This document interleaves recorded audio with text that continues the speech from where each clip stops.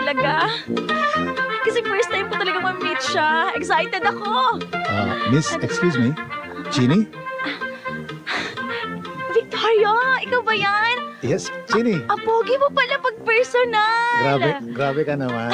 Hindi naman masyado. Ikaw nga dyan, ang ganda-ganda mo. Kala ko nga, Siyempre. tagaibang lugar na, alam mo yun, yung parang American ba? Ala, syempre naya naman ako sa'yo kasi first time natin mag-meet, diba? Oo naman. Saan ba ako dadalhin? Kakain Ano ba ba? tayo? Ano ba? Saan mo ko dadalhin? Kakain ba tayo agad?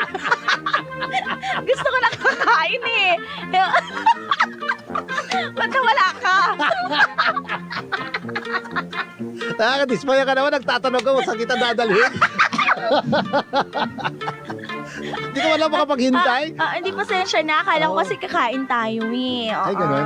Okay lang. Saan mo ba? Saan ang favorite resto mo ba? Yung nababagay naman sa suot ko. Oo nga. Bagay na bagay Kasi nga. nag-ayos ako eh. Tama. Bagay na bagay nga sa'yo yung suot mo. Kaya lang, yung mga tsinelas mo hindi bagay eh. Oh my God, nakakahiya. Pasensya ka na, nagpapadali kasi ako kanina. Oo, anong nangyari? Ala, paano ba yan? Hindi, hayaan mo na. Okay lang. Pwede mo Halika ba na akong lang. bilhan? Bilan na lang kita. Bil mo ako nun, itong babae na to. Yung pala yung purpose, ano?